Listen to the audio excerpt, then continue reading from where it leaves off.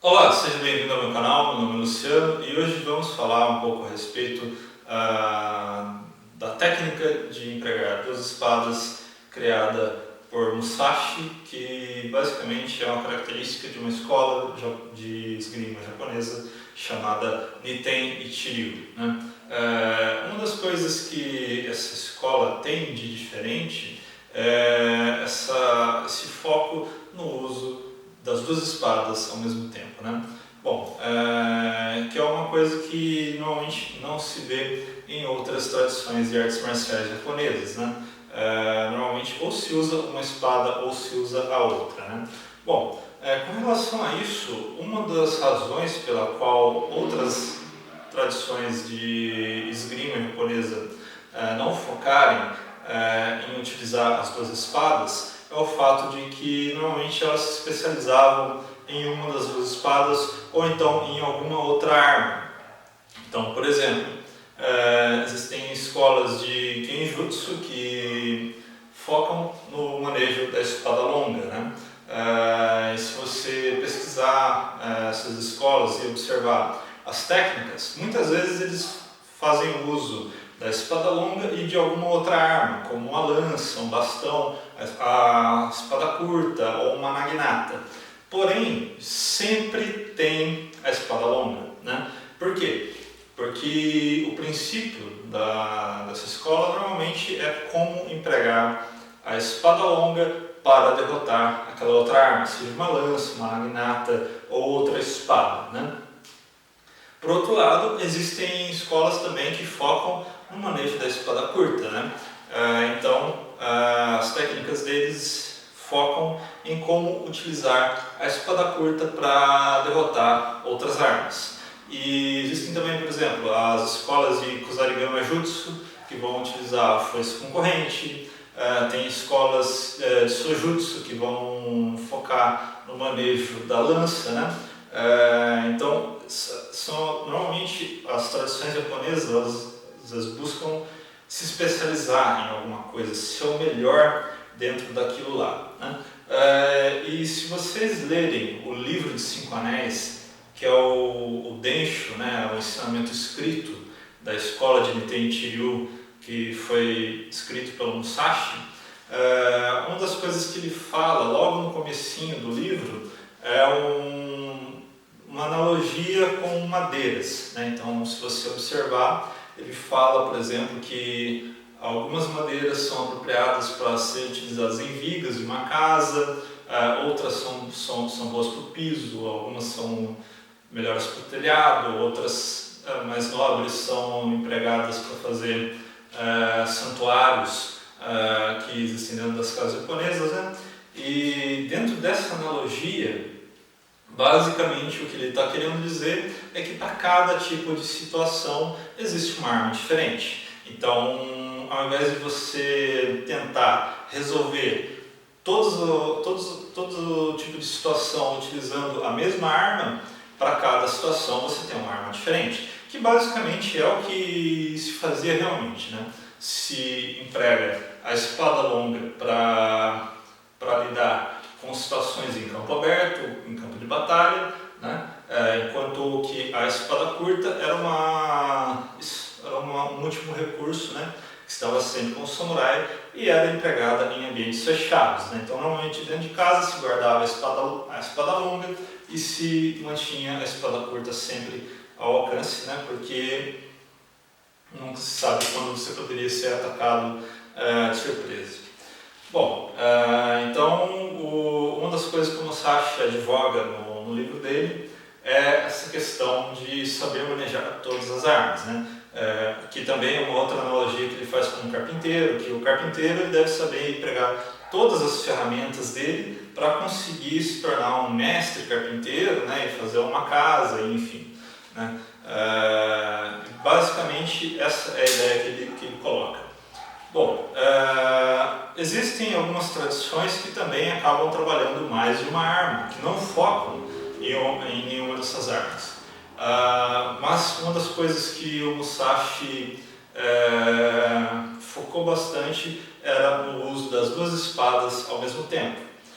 Bom, E aí a gente tem uma questão, né? O Musashi não foi o primeiro a pensar nisso aqui, né? As duas espadas estavam sempre presentes. Desde que os samurais surgiram, sempre houve o conceito de Daisho, que é empregar uma arma longa e uma arma curta, né? Em períodos mais antigos seria o Matashi, que é uma espada um pouquinho maior que a katana e um pouquinho mais curva, e ao invés da wakizashi seria uma tanto, seria uma adaga um pouquinho menor, né? Depois a gente tem katana e o wakizashi, né? E até mesmo hoje em dia, todo soldado, por exemplo, que vai para uma guerra acaba carregando uma arma longa e uma curta, como um rifle e uma pistola, né? Mas só porque você está com essas duas armas não quer dizer que você precisa empregar as duas ao mesmo tempo. Muitas vezes elas acabam atrapalhando uma a outra, né? Então você não vai atirar com um rifle e com uma pistola ao mesmo tempo, porque você não vai conseguir bons resultados com nenhuma dessas duas armas, né? No caso dessas espadas aqui especificamente, as duas são pesadas, né? Eu gravei hoje mesmo um vídeo pesando as espadas que eu possuo, né? Essa aqui pesa aproximadamente 1,2 kg, 300, se não me engano, e essa aqui pesa 900 gramas, né? Então é quase 1 kg nessa mão e 1 kg e pouquinho na outra, né? E cansa o braço, né? Então, para um manejo de longa duração e que vai requerer muita força do braço, então eu vou estar num campo de batalha, por exemplo, lutando contra vários inimigos, isso aqui não é uma boa opção, né? Porque são armas pesadas. Então, ao invés de segurar essa espada com as duas mãos e distribuir o peso entre as duas e cada braço ter que suportar aproximadamente meio quilo, não, estou aqui com o peso inteiro numa mão só, vai cansar muito mais rápido do que se eu estivesse utilizando uma arma só. Bom, e em um campo de batalha, na realidade, a arma que prevalece não é nem a espada curta e nem a espada longa. O que prevalece de fato no campo de batalha é a lança, né? Mas o Musashi começou a chamar um pouco de atenção utilizando essa técnica depois quando ele começou a viajar pelo Japão fazendo um desafio contra outros samurais, né? Mas esses desafios em que ele enfrentou outros indivíduos eram diferentes das situações em que aqueles indivíduos haviam lutado algumas décadas antes. Porque antes do Musashi criar essa técnica da Niten Chiryu, houve o período dos estados em guerra, então o Japão estava em guerra civil e os samurais eram guerreiros que estavam lutando em guerras com armaduras e cotas de malha, né, kusari katabira, né, que é uma proteção que impede, por exemplo, que um corte de uma espada consiga te ferir, né? Normalmente você só conseguiria ferir um samurai através de uma estocada, né, com a ponta da espada ou da lança, ou então através de um corte em uma região que não estivesse protegida nem pela armadura e nem pelo kusari katabira, né? Então seria mais fácil derrotar um adversário mais pobre, que tivesse menos proteção, né? Ou então, no caso de um indivíduo que tivesse mais recursos, tivesse mais armadura, mais proteção, teria que se derrotar esse cara juntando um monte de gente, né, vencê-lo pela vantagem numérica, ou simplesmente por um ataque muito bem encaixado em uma posição que não tivesse muito bem protegida por essas defesas. Já no caso do Musashi, quando ele começou a viajar ao Japão e enfrentar esses samurais, era uma situação completamente diferente, porque nesses duelos não se tinha mais a proteção da armadura, né? Então as chances de se receber um golpe fatal ou que causasse uma lesão muito grave com espadas eram muito maiores, né?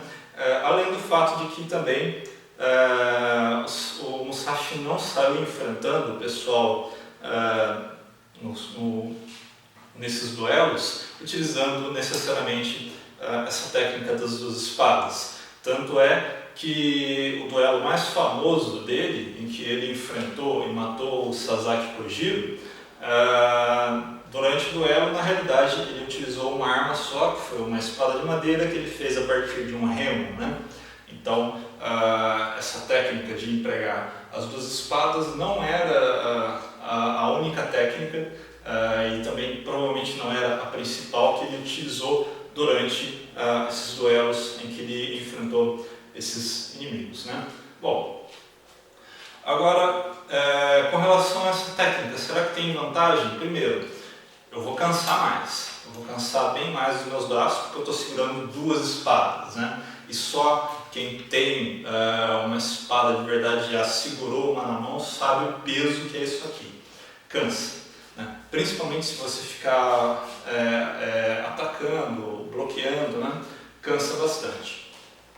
E a sua capacidade de bloquear golpes mais pesados de armas, como um bastão longo, ou o Tetsubo, que é um bastão reforçado com metal, também fica mais difícil porque é uma arma muito mais pesada e na hora de fazer um bloqueio, por exemplo, seja com a espada curta ou com a espada longa, você vai ter que parar um golpe muito pesado utilizando uma mão apenas, né? Então fica complicado. É mais simples no caso de um ataque de espadas, né? Porque aí você consegue aparar com uma espada e atacar com a outra, né? Mas ainda assim, se o cara que está atacando tiver o braço bem forte, é capaz do golpe dele varrer seu bloqueio com espada e braço tudo junto, porque o cara está utilizando dois braços e você está utilizando um só. A técnica tem que ser muito boa para conseguir aparar um golpe forte de um adversário forte, né? Bom, e onde, por exemplo, que a gente tem técnicas bem sucedidas do manejo de duas espadas além da Niten Ichiryu?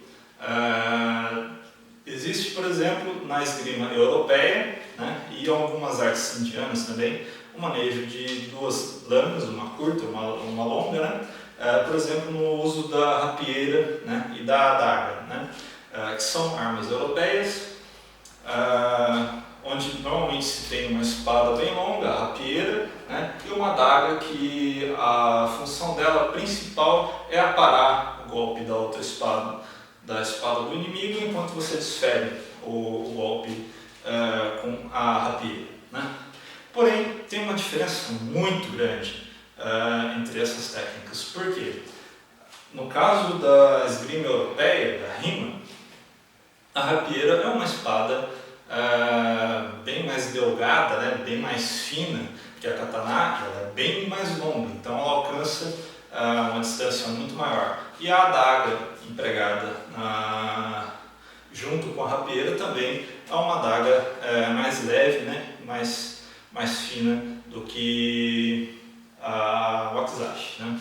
Bom, e esse conjunto de uma espada longa e uma adaga para bloquear é algo que surgiu mais em períodos mais modernos, por assim dizer, né? Porque em tempos mais antigos, se você fosse utilizar a outra mão para bloquear com alguma coisa, você não utilizaria uma espada, você utilizaria um escudo, né?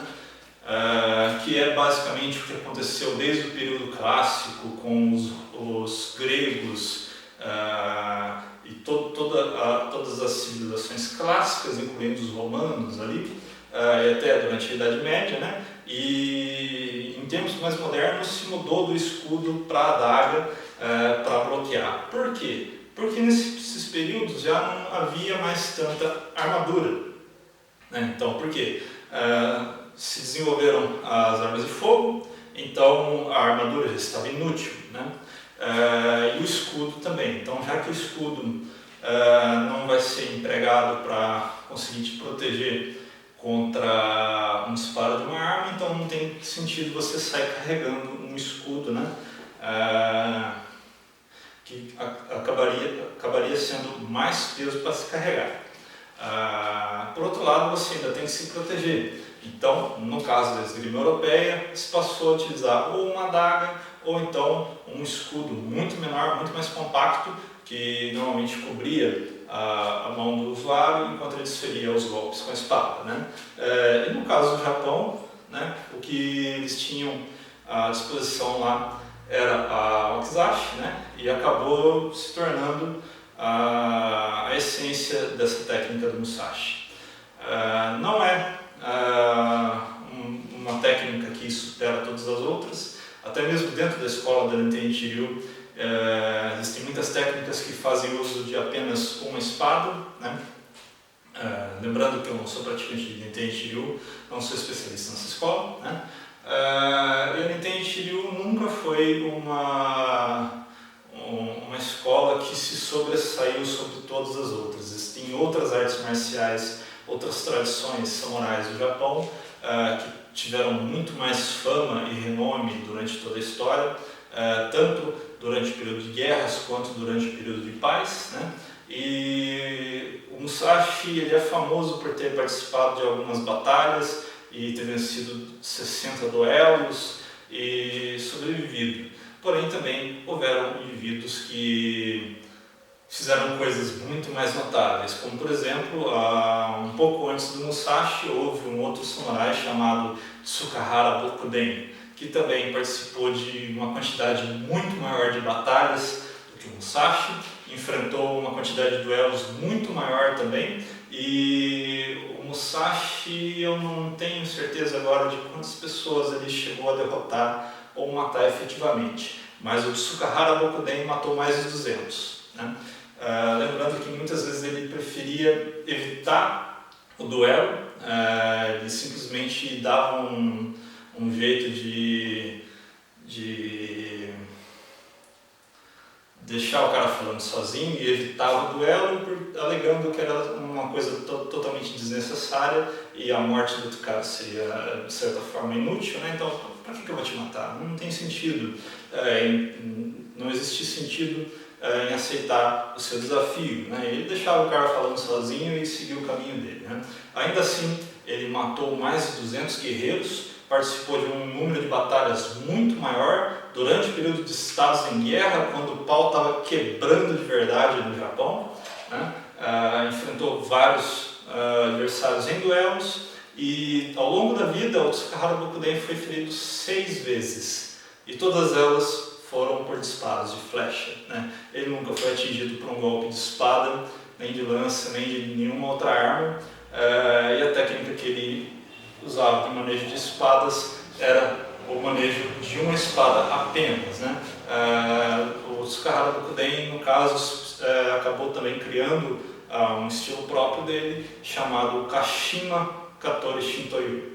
Bom, pessoal, espero que vocês tenham gostado desse vídeo. Se você não é inscrito no canal, por favor, se inscreva e compartilhe esse vídeo com seus amigos. Muito obrigado por ter assistido esse vídeo e até mais!